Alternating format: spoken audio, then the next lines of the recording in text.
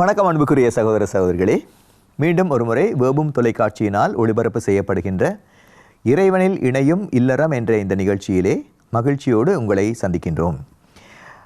வாரம் நாங்கள் இந்த நிகழ்ச்சியிலே பல தரப்பட்ட விடயங்களை குறித்து நாங்கள் கலந்தாலோசனைகள் செய்து வருகின்றோம், அறிமுகங்கள் செய்து வருகின்றோம், அனுபவ பகிர்வுகளை உங்களோடு நாங்கள் கலந்து வருகின்றோம்.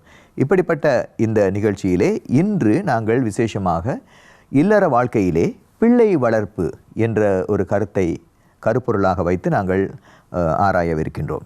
இந்த முறையிலே பிள்ளைகளை இறைவனின் அனுசரணையோடு வளர்ப்பது, அவர்களை வளர்ப்பது மற்றும் வார்ப்பது, இவர்களுடைய வாழ்க்கையில் அர்த்தத்தை கொடுப்பது என்பதை பற்றிய பல விடயங்களை பற்றி நாங்கள் அலசி ஆராய்வதற்காக இன்று எங்களோடு கொழும்பு உயர்மறை மாவட்டத்தின் குடும்ப மறைப்பணியின் பணியாளர்கள் 2 பேரை நாங்கள், தம்பதியர்களை நாங்கள் சந்திக்கின்றோம். வணக்கம் நிரோஷன், வணக்கம் ஆஞ்சலின். நீங்கள் உங்களுடைய வேலைப்பாடுவின் மத்தியிலே எங்களோடு வந்து உங்களுடைய இந்த கருத்துக்களையும் உங்களுடைய அனுபவங்களையும் கலந்து கொள்வதற்கு வந்திருக்கின்றீர்கள். முதற்கான உங்களுக்கு எங்கள் நன்றியுடன் கூடிய வணக்கத்தை நாங்கள் தெரிவித்துக் கொள்கின்றோம். நன்றி. அடுத்ததான் உங்களை பற்றிய ஒரு சிறிய அறிமுகத்தை நீங்கள் கொடுத்து அதற்கு பிறகு நாங்கள் நிகழ்ச்சிக்கு போவோம். நான் ஏஞ்சலின் நிரோஷன் ஃபாதர். நாங்கள் இருவரும் கொழும்பு உயர்மறை மாவட்டத்தில் குடும்ப நல பணியின் கீழ் தமிழ் நிகழ்ச்சி பிரிவில் ஃபாதர் எங்களுடைய சேவைகளை செய்து கொண்டிருக்கின்றோம், மாற்றுப்படுத்தல் செயற்பாடுகளை செய்து கொண்டிருக்கின்றோம். எங்களுக்கு 4 குழந்தைகள் இருக்கின்றார்கள். தெஹிவளையிலிருந்து நாங்கள் வருகின்றோம் ஃபாதர். நான் தொழில் ரீதியாக ஃபாதர் ஒரு சட்டத்தரணியாக செயலாற்றி கொண்டு இருக்கின்றேன் ஃபாதர். நன்றி. நிரோஷன், உங்களுக்கு? நிரோஷன் ஃபாதர், நான் டிவைன் தியான இல்லத்தில் ஃபாதர் முழு நேர ஊழியத்தை செய்து கொண்டிருக்கிறேன் ஃபாதர். டிவைன் தியான இல்லம், அதை பற்றி கொஞ்சம் சொல்லுங்களேன். டிவைன் தியான இல்லம் ஃபாதர், அதன் மெயின் பிரான்ச் வந்து ஃபாதருக்கு கேரளாவில் தான் இருக்குது ஃபாதர். அது இல்லாமல் 15 நாடுகளில் அவருடைய பிரான்ச்சஸ் இருக்குது, கிளைகள் இருக்குது ஃபாதர். இலங்கையில் தான் கடைசியாக அவருடைய கிளை ஆரம்பித்தது ஃபாதர். இப்போ 2 வருடங்களாக நடந்து கொண்டிருக்கிறது ஃபாதர். தெய்வீக தியான இல்லம் என்று தமிழிலே அதற்கு சொல்லலாமா? டிவைன் ரிட்ரீட் சென்டர் என்று சொல்லுகின்றோம் இல்லையா? டிவைன் ரிட்ரீட்ங்கிறதுக்கு டிரான்ஸ்லேஷனாக சொல்லலாம் ஃபாதர். இதுவரை தமிழிலே அதுக்கு ஒரு மொழிபெயர்ப்பு கொடுக்கப்படவில்லை. ஆகவே இந்த ஒரு ஜெப வாழ்க்கை, இப்படியான ஒரு ஜெப அனுபவம் அல்லது தியான அனுபவத்தை அருட்தந்தையர்கள் மக்களுக்கு வழங்கி வருகின்றார்கள். அந்த தியான இல்லத்திலே அதிலே உங்களுடைய முழுநேர பணியை நீங்கள் அர்ப்பணித்திருக்கின்றீர்கள். உங்களை அதற்காக ஆரம்பத்தில் உங்களுடைய தொழில் எப்படியாக இருந்தது? என்ன தொழிலே நீங்கள் ஈடுபட்டீர்கள்? நான் முதலாவது ஃபார்மசூட்டிக்கல் கரியர் ஒன்று இருந்தது ஃபாதர். ஃபார்மசூட்டிக்கல் கம்பெனியில் நான் ஒரு 16 வருடங்களாக பணியாற்றி வந்தேன் ஃபாதர். அது முகமேலராக ஒரு 10 வருடங்களாக பணியாற்றி வந்தேன் ஃபாதர். ஆண்டவருடைய அழைப்பை கேட்டு 2018ஆம் ஆண்டு தான் இந்த முழு நேர பணியில் ஈடுபட்டேன். அது ஒரு 6 வருடங்களாக ஃபாதர் ஆண்டவர் கிருபையால் ஃபாதர் செய்து கொண்டிருக்கிறேன். நிச்சயமாக உங்களுடைய இந்த அர்ப்பணிப்புக்கு இறைவனுடைய அனுசரணை, ஆசீர்வாதம் நிறைவாக உங்களுக்கும் உங்களுடைய குடும்பத்திற்கும் உங்களுடைய தலைமுறைகளுக்கும் கிடைக்க வேண்டும், கிட்ட வேண்டும் என்று இறைவனை பிரார்த்திக்கின்றோம். நம்முடைய பிள்ளைகளுடைய விடயங்களுக்கு நாங்கள் வருகின்ற போது பிள்ளை வளர்ப்பு என்பது ஒரு கலை என்று சொல்லுவார்கள் இல்லையா? ஆகவே இந்த பிள்ளைகளை வளர்த்தெடுக்கின்ற போது அவர்களுடைய வளர்ப்பிலே பல வகையான அமைப்பிலே, அதாவது உடல் ரீதியான வளர்ச்சி, ஆன்மீக ரீதியான வளர்ச்சி, உளவியல் ரீதியான வளர்ச்சி என்று சொல்கின்றோம், அல்லது சமூக ரீதியாக, இப்படியாக பல பரிமாணங்களிலே பிள்ளை வளர்ப்பை பற்றி பெற்றோர்கள் தங்களுடைய அவதானத்தை செலுத்த வேண்டும். ஆகவே இந்த வளர்ப்புகளை பார்க்கின்ற போது நம்முடைய பிள்ளைகளை பொறுத்த மட்டில், பெற்றோர்களை பொறுத்த மட்டிலே பிள்ளைகளை வளர்ப்பதிலே இந்த எல்லா விடயத்திலும் தங்களுடைய கருத்தை செலுத்துகின்றார்களா, அல்லது இந்த விடயங்களில் இந்த பரிமாணங்களில் ஒரு சில பரிமாணங்களுக்கு மாத்திரம் அவர்களுடைய அவதானத்தை செலுத்திவிட்டு மற்றதை அவர்கள் விட்டுவிடுகின்ற நிலை ஏற்படுகின்றதா என்பதை குறித்து தான் நாங்கள் ஆராய இருக்கின்றோம். ஆகவே இப்பொழுது நாங்கள் சொன்னது போல இந்த பிள்ளைகளுடைய வளர்ப்பை குறித்து பெற்றோர்கள் எந்தெந்த விடயத்திலே கரிசனை செலுத்த வேண்டும் என்று உங்களுடைய கருத்தை சொல்ல முடியுமா? ஓம் ஃபாதர், என்னென்ன பார்த்தா ஒரு குழந்தை பிறந்ததிலிருந்து அந்த குழந்தை ஒவ்வொரு கட்டமாக தன்னுடைய செயற்பாடை செய்து கொண்டு வருகின்ற ஒவ்வொரு கட்டத்திலும் அந்த குழந்தைக்கு தேவையான போஷணை, கரிசனை, பாதுகாப்பு என்ற விடயங்களை நாங்கள் வழங்கி கொண்டு வர வேண்டும். அன்பு பரிமாணங்களை வழங்கி கொண்டு வர வேண்டும். அதனை நாங்கள் ரொம்ப பெரிதளவுக்கு அதனை நோக்காத ஒரு விடயமாகத்தான் காணப்படுகின்றது. அதாவது குழந்தை பிறந்த குழந்தையை வீட்டுக்கு கொண்டு வருகின்ற பொழுதே அந்த குழந்தைக்குரிய அரவணைப்பு சூழலை அந்த குழந்தை எதிர்பார்க்கும். தன் வீடு தனக்கு பொருத்தமானதாக இருக்கின்றதா, படுக்கிற இடம் எப்படி இருக்கின்றது என்ற விடயங்களில் கூட நாங்கள் அவதானம் செலுத்த வேண்டும். அப்படி இருக்கின்ற பொழுது அந்த குழந்தை கட்டம் கட்டமாக வளர்ந்து வருகின்ற பொழுது அந்த குழந்தைக்கு தேவையான ஒரு விடயங்களும், அதாவது அந்த குழந்தைக்கு தேவையான முதலில் அம்மா அந்த குழந்தைக்கு பால் ஊட்டி வளர்ப்பாள். அந்த அம்மா அந்த குழந்தையை அரவணைக்கின்ற விடயத்திலிருந்து அந்த குழந்தை அன்பை உணர்ந்து கொள்ளுது. அப்போ அதன் பிறகு அந்த குழந்தை வளர வளர வளர அந்த குழந்தை கொஞ்சம் தாயிடருந்து பிரிந்து போயிட்டு தனித்திருத்தல் சேர்ந்திருத்தல் என்று சொல்லுவோம். குழந்தை சில நேரங்களில் அம்மாவோடே இருக்கும், சில நேரங்களில் அம்மாவை விட்டுட்டு தனியாக போயிட்டு விளையாடும். அந்த விடயங்கள் தொடக்கம் குழந்தை வளர்ப்பில் நாங்கள் அவதானம் செலுத்த வேண்டியவர்களாக இருக்கின்றோம். என்றால் அந்த பிஞ்சு குழந்தையின் மனது கூட பாதிக்கப்படாமல் பார்த்து கொள்ள வேண்டிய பொறுப்பு எங்கள் வளர்ந்த ஒவ்வொருவருக்கும் இருக்கின்றது என்பதனை இந்த நேரத்தில் கூற ஆசைப்படுகின்றேன். இந்த உறவு என்று சொல்லப்படுகின்ற பொழுது பிறந்த குழந்தைக்குமே அது முக்கியமான ஒன்றாகத்தான் காணப்படுகின்றது. தன்னை சுற்றியுள்ள உறவு தனக்கு பாதுகாப்பு அளிக்கக்கூடிய உறவுகளாக அது எதிர்பார்க்கும். அப்போ அந்த மாதிரி விடயங்களில் நாங்கள் கவனம் செலுத்த வேண்டும் என்பதனை நாங்கள் உற்று நோக்குதல் சாலச்சிறந்ததாக இருக்கின்றது. இது பற்றி உங்களுடைய கருத்து ஏதாவது சொல்ல முடியுமா? இப்போ நாங்கள் பார்க்கும் பொழுது கூடுதலாக பெற்றோரையும் பார்க்கும் பொழுது நாங்கள் கூடுதல் அறிவியல் சம்பந்தமான விடயங்களில் தான் கூடுதல் கவர்தல் செலுத்தக்கூடியதாக இருக்கிறது. ஒரு கட்டத்துக்கு பிறகு பிள்ளைகளோட படிப்பு சம்பந்தமான விடயங்களில் தான் நாங்கள் கவனம் கூடுதலாக செலுத்தி கொண்டிருக்கிறோம். அதற்கு காரணம் சில காரணங்கள் இருக்கிறது. இப்பொழுது நாங்கள் எடுத்து பார்த்தால் கணவன் மனைவி இருவருமே வேலைக்கு செல்லக்கூடிய சந்தர்ப்பங்கள் இருக்கிறது. எங்களுடைய வாழ்க்கையை எடுத்து பார்த்தாலே நாங்கள் ஒரு 7 வருடங்களாக மனம் முடிந்து அந்த 7 வருடங்களுமே இருவருமே வேலை செய்தோம். அந்த நேரத்தில் நம்மளுக்கு 2 குழந்தைகள் இருந்தார்கள். 3வது குழந்தை நம்மளுக்கு கிடைக்கக்குள்ள மனைவி வேலையை விட்டு நின்றிருந்தார்.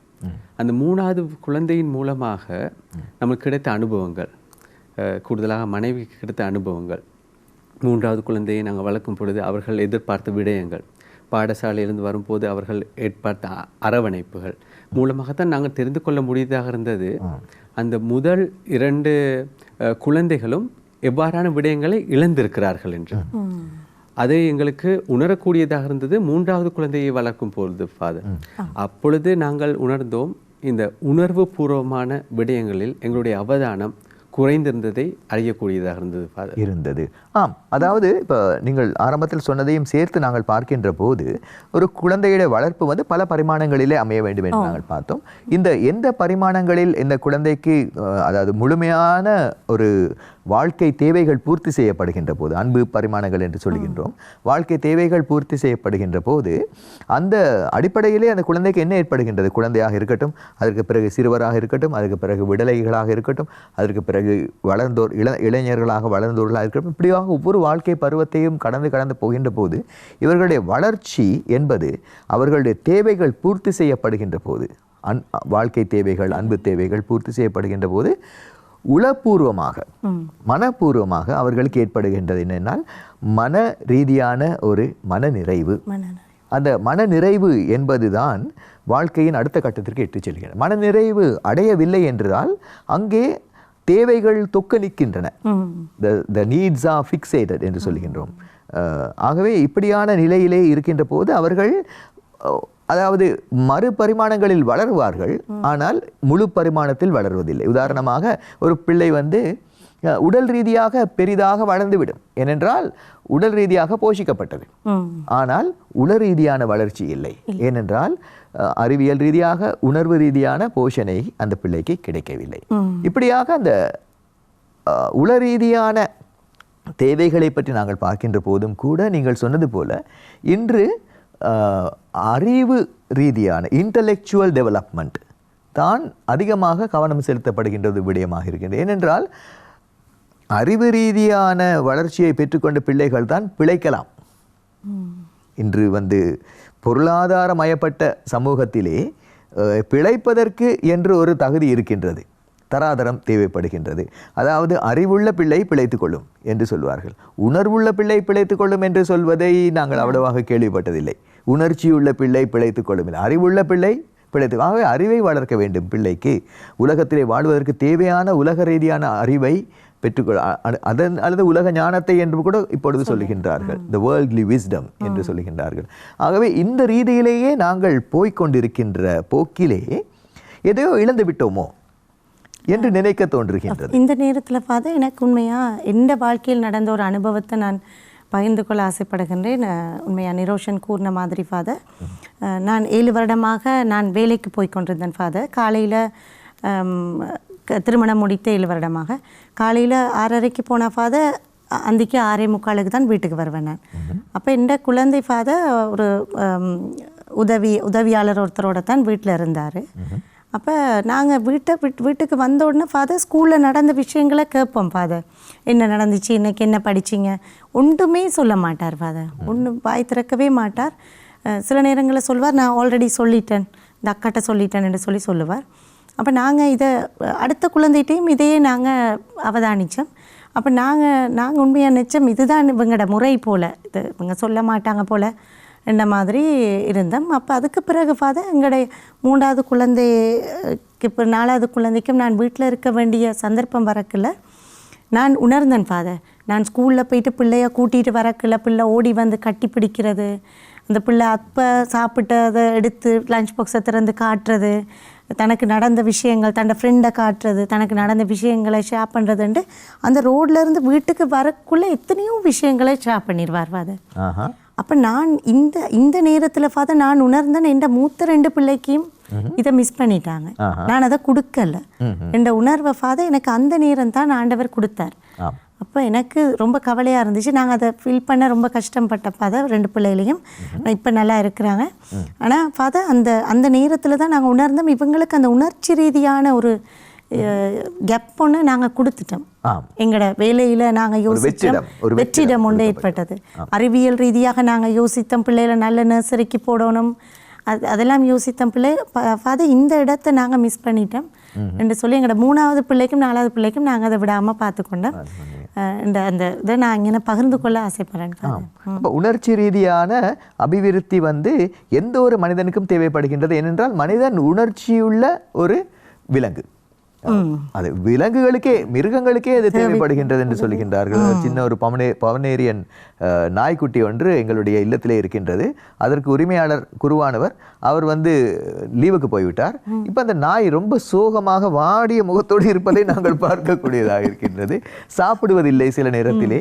என்றால் அவருடைய மாஸ்டர், அவருடைய பெரியவர் அவர் இல்லை பிள்ளையோட, அப்படியான ஒரு நிலைப்பாட்டு. அப்போ சிறுவர்களுக்கு, மக்களுக்கு, மனிதர்களுக்கு இது ரொம்ப ரொம்ப அத்தியாவசியமான ஒரு விடயமாக எங்களுக்கு நாங்கள் பார்க்கக்கூடியதாக இருக்கின்றது. ஆகவே இந்த உணர்ச்சி ரீதியான வளர்ச்சியை பற்றி நாங்கள் அபிவிருத்தியை பற்றி பிள்ளைகளுடைய வாழ்க்கையிலே நாங்கள் நிதானமாக தியானிக்க கடமைப்பட்டிருக்கின்றோம். இந்த நேரத்திலே இன்னொரு விடயத்தையும் நாங்கள் பார்க்கின்றோம். சில நேரத்தில் இந்த உணர்ச்சிகள் என்று சொல்லப்படுகின்ற விடயத்தை தப்பாக கருதுகின்ற ஒரு சமுதாயத்தையும் நாங்கள் பார்க்கின்றோம் நமது மத்தியிலே. அதாவது இந்த ஃபீலிங்ஸ் என்று ஆங்கிலத்திலே சொல்லுகின்ற போது, ஃபீலிங்ஸ் எல்லாத்துக்குமே ஃபீலிங்ஸ் என்று சொல்லுகின்றார்கள். சிலர் நம்முடைய தமிழ் சினிமாவிலே சில நேரத்தில் பார்ப்பது போல, அதாவது துக்கம் ஏற்படுகின்ற போது ஒரே ஃபீலிங்ஸாக இருக்கின்றது என்று சொல்லுகின்றார். அதாவது அந்த உணர்ச்சி பற்றிய சரியான தகவலோ அறிவோ நம்முடைய மக்கள் மத்தியிலே இன்னும் கிடைக்கவில்லையோ என்று நமக்கு சிந்திக்க தோன்றுகின்றது. ஆகவே அந்த உணர்ச்சிகளை பற்றி நாங்கள் பார்க்கின்ற போது நேர்மறையான உணர்ச்சிகளை பற்றியும் பார்க்க வேண்டும், எதிர்மறையான உணர்ச்சிகளை பற்றியும் பார்க்க வேண்டும். இந்த இரண்டையுமே நமக்கு இறைவன் கொடுத்திருக்கின்றார். ஆகவே நம்முடைய மனம் என்ற அந்த கருவூலத்திலே இந்த இரண்டும் செயல்பட்டு கொண்டிருக்கின்ற இயங்கிக் கொண்டிருக்கின்ற விடயங்கள், உணர்ச்சிகள், அதற்கு காரணமாக ஹோமோன்கள் உருவாகின்றன. உதாரணமாக கோபம் என்ற உணர்ச்சிக்கு அட்ரினலின் என்ற ஹோமோன் உருவாகின்றது. தாய்க்கும் பிள்ளைக்கும் இடையில் இருக்கின்ற பாச உணர்ச்சிக்கு, குழந்தைக்கும் இடையில் இருக்கிற பாச உணர்ச்சிக்கு நாங்கள் பார்க்கின்றோம் வாசோப்ரெசின் என்ற ஹோமோன் காரணமாக இருக்கின்றது. இப்படியாக பல ஹோமோன்கள் பல உணர்வுகளுக்கு காரணமாக இருக்கின்றன, இணைந்த நிலையிலும் காரணமாக இருக்கின்றன. இது ஒரு புறம். ஆனால் இந்த உணர்ச்சிகள் மனிதனை மனிதனாக்குகின்றன, மகிழ்ச்சியை கொடுக்கின்றன. இப்படியான விடயங்களை பற்றி நாங்கள் பார்த்து கொண்டு வருகின்றோம். ஆகவே இந்த உணர்ச்சியை நாங்கள் தப்பாக புரிந்து கொள்ளாமல், சில நேரத்திலே உன்னுடைய ஃபீலிங்ஸை நீ காட்டக்கூடாது, உணர்ச்சியை நீ காட்டக்கூடாது, உணர்ச்சியை நாங்கள் அதாவது அடக்கி வைக்க வேண்டும். சப்ரெஸ் அல்லது ரெப்ரெஸ் என்று சொல்லுகின்றார்கள் ஆங்கிலத்திலே. இப்படியாக அடக்கி வைத்து வாழ்வது தான் நல்லது. உணர்ச்சியை அடக்கி வைக்க வேண்டும். உணர்ச்சியை அடக்கி வைப்பதால் நிச்சயமாக பாதகம் தான் ஏற்படுகின்றது. உணர்ச்சியை நாங்கள் கையாள வேண்டும். கையாள வேண்டிய வகையை தெரிந்து கொள்ள வேண்டும். எப்படியாக நாங்கள் உணர்ச்சிகளை பாசிட்டிவாக அல்லது நேர்மறையாக கையாளலாம் என்ற, அதாவது எதிர்மறை உணர்ச்சிகள் இருக்கின்ற அதே சமயத்தில் அந்த எதிர்மறை உணர்ச்சிகளுக்கு ஈடு கொடுக்கக்கூடிய நேர்மறை உணர்ச்சிகளும் இருக்கவே செய்கின்றன. இந்த இரண்டையும் ஒரு புறத்திலே கொண்டு வந்து நாங்கள் சமநிலையை எய்தலாம், மனச்சமநிலையை எய்தலாம். இப்படிப்பட்ட உணர்ச்சி சம்பந்தப்பட்ட ஒரு கலை, ஒரு கல்வி நம்முடைய மக்கள் மத்தியிலே கொடுக்கப்பட வேண்டும் என்பது என்னுடைய தனிப்பட்ட அபிப்பிராயமாக இருக்கின்றது. இந்த விடயம் குறித்து நாங்கள் பார்க்கின்ற போது உங்களுடைய கருத்தை நாங்கள் தெரிந்து கொள்ள ஆசைப்படுகின்றோம். அதாவது இந்த உணர்ச்சி ரீதியான அபிவிருத்தி பற்றிய அறிவு நம்முடைய மக்களுக்கு தேவைப்படுகின்றது. இதன் அவசியம் பற்றி நீங்கள் என்ன நினைக்கின்றீர்கள்? பிள்ளை ஒரு நிலைமைக்கு வளர்ந்து பாடசாலைக்கு செல்லுகின்ற பொழுது அது ரொம்ப முக்கியமான ஒரு பருவம், பள்ளி பருவம் என்று சொல்லக்குள்ள. அப்போ நாங்களும் பேரண்ட்ஸும் என்ன நினைக்கிறோம்னா, பிள்ளை இப்பொழுது கொஞ்சம் தன்னிடமிருந்து விலகி சேர்ந்திருத்தல் விலகி தனித்திருக்க போகிறார் என்று பெற்றோரும் பிள்ளைகளை தனித்து விட ஆரம்பிப்பார்கள். அந்த நேரத்தில் பிள்ளை பாடசாலைக்கு போகும் பொழுது புதிய உறவுகள், புதிய நண்பர்கள், புதிய ஆசிரியர்கள், எல்லாமே புது புது உறவுகள். இந்த உறவுகளில் பிள்ளை போயிட்டு கலந்து தன்னுடைய செயற்பாடுகளை செய்து கொண்டிருக்கின்ற பொழுது ஃபாதர் முதல்ல சொன்னது மாதிரி அறிவியல் ரீதியாகவும் உடலியல் ரீதியாகவும் உணர்வு ரீதியாகவும் நீங்கள் அபிவிருத்தி அடைய வேண்டும். ஆனால் இன்றைய பாடசாலை இதுகளில் ஃபாதர் இந்த அறிவியலுக்கு கொடுக்கின்ற முக்கியத்துவம் உணர்வுக்கு கொடுக்கிறது இல்லை என்றதனை நாங்கள் காணக்கூடியதாக இருக்கின்றது. உதாரணமாக சொல்லுகின்ற பொழுது ஃபாதர், ஒரு பிள்ளை ஹோம்ஒர்க்கை செய்யாமல் ஸ்கூல் போயிட்டா அந்த பிள்ளை அந்த ஏன் ஹோம்ஒர்க் செய்யாமல் வரலைன்ற ஏசுறதில் மட்டும்தான் இருப்பார்களே ஒழிய, அந்த பிள்ளை ஏன் அந்த ஹோம்ஒர்க் செய்யலை, இந்த பிள்ளை என்னத்தினால பாதிக்கப்பட்டிருக்கு என்றதனே அங்கே ஒரு கேப் ஒன்று காணப்படுது ஃபாதர். இதனை உண்மையாக நாங்கள் நிறைவு செய்ய வேண்டும் என்றால் அங்கே உணர்வியல் என்ற ஒன்று அபிவிருத்தி செய்யப்பட வேண்டும். உணர்வியல் நல்ல வார்த்தை, அழகான ஒரு வார்த்தை. உணர்வியல் அபிவிருத்தி, அது உணர்ச்சியல் அபிவிருத்தி என்று சொல்லுகின்றோம். இப்போ இந்த விடயத்தை பொறுத்த மட்டிலே நாங்கள் பொதுவாக இது கொஞ்சம் கஷ்டமான ஒரு விஷயமாகத்தான் இருக்கின்றது. இது நாங்கள் அறிமுகம் செய்ய வேண்டும். இப்படிப்பட்ட நிகழ்வுகளின் மூலமாக நாங்கள் இதனை மக்களுக்கு எடுத்துரைக்க வேண்டும். இது எவ்வளவு முக்கியமானது என்று. ஏனென்றால் இதனால் ஏற்படுகின்ற பாதிப்புகள் பிள்ளைகளுக்கு, அறிவியல் ரீதியாக பிள்ளைகள் வளர்ந்து விடுவார்கள், ஆனால் உணர்ச்சி ரீதியாக அவர்கள் பாதிக்கப்பட்டவர்களாக, ஸ்டண்டாக, அதாவது அவர்கள் முன்னேற்றம் அடையாதவர்களாக, உணர்ச்சிகளை கையாள முடியாதவர்களாக இருப்பதை பார்க்கின்றோம். அண்மை காலங்களிலே பிள்ளைகள் குறித்து பெற்றோர்கள் நம்மிடம் ஆற்றுப்படுத்தலுக்கு, ஆலோசனை பெறுவதற்கு பிள்ளைகளை அழைத்து வருகின்ற போது அவர்கள் சொல்லுவார்கள், இந்த பிள்ளைக்கு செல்போன் அடிக்ஷன் இருக்கின்றது அல்லது வேறு அடிக்ஷன் இருக்கின்றது. ஆகவே இதை பற்றி நாங்கள் பேசும்போது அதற்கு ஏற்படுகின்ற கோபத்தினால் அந்த தொலைபேசியை, செல்போனை கீழே போட்டு உடைத்து விடுகின்றது, அல்லது கைகளை வெட்டி கொள்ளுகின்றது, அல்லது கத்துகின்றது, வீட்டில் இருக்கிற விடயங்களை போட்டு உடைக்கின்றது, ஜன்னலின் ஊடாக வெளியிலே பாய்ந்து ஓடுகின்றது. இப்படியான புதிய புதிய தோற்றங்களை நாங்கள் பார்க்கக்கூடியதாக இருக்கின்றது. ஆகவே இந்த விடயங்களை பார்க்கின்ற போது உணர்வு ரீதியாக அவர்களுக்கு உணர்ச்சிகளை கையாளக்கூடிய பக்குவத்தை நாங்கள் அந்தந்த காலங்களிலே கொடுக்க வேண்டும் என்று நாங்கள் நினைக்க தோன்றுகின்றது. குறிப்பாக குழந்தை பருவத்திலே நாங்கள் பார்க்கின்றோம், குழந்தை பருவத்திலே அவர்களுக்கு தேவையான போஷணை, கரிசனை, பாதுகாப்பு இதெல்லாவற்றையும் பார்க்கின்ற போது இது உடல் ரீதியாக போஷணை உடல் ரீதியாக கொடுக்கின்றோம், பாலாக தாய்ப்பாலாக. கரிசனை அரவணைப்பு என்பது உடல் ரீதியாக நாங்கள் கொடுக்கின்றோம், ஒரு அரவணைக்கின்றோம். பாதுகாப்பும் கூட பிள்ளைகளுக்கு பாதுகாப்பு என்பதை நாங்கள் உடல் ரீதியான பாதுகாப்பை கொசு தொல்லையிலிருந்து, வெப்பத்திலிருந்து, குளிரிலிருந்து பாதுகாக்கின்ற பாதுகாப்பையிலிருந்து ஆரம்பிக்கின்றோம் குழந்தை. ஆனால் இப்படியான உடல் ரீதியான அமைப்பிலே கூட அந்த பாதுகாப்பு என்ற பரிமாணம் கொடுக்கப்படுகின்ற போது அந்த பிள்ளைக்கு அதன் வாயிலாக உடல் ரீதியான திருப்தியை விட அந்த திருப்தி உள திருப்தியாக பரிமாற்றம் செய்யப்பட வேண்டும், பரிவர்த்தனம் செய்யப்பட வேண்டும். அப்படியாக மாறுகின்ற போது அந்த பிள்ளை திருப்தி நிலையை அடைகின்றது. அப்பொழுது நீங்கள் சொன்னது போல ஒரு சாதகமான ஒரு சூழலை தன்னை சுற்றி உருவாக்கி கொள்கின்றது. அதனை தொடர்ந்து அடுத்த கட்டத்துக்கு வருகின்றது, ஏற்றுக்கொள்ளப்பட வேண்டும் என்று ஒரு உளவியல் ரீதியான தேவையை பார்க்கின்றது. அங்கீகரிக்கப்பட வேண்டும், அரவணைக்கப்பட வேண்டும், பாராட்டப்பட வேண்டும். மற்றது தன்னுடைய இயல்புகள் பெற்றோர்கள் கண்டுபிடித்து அறிமுகம் செய்ய வேண்டும்.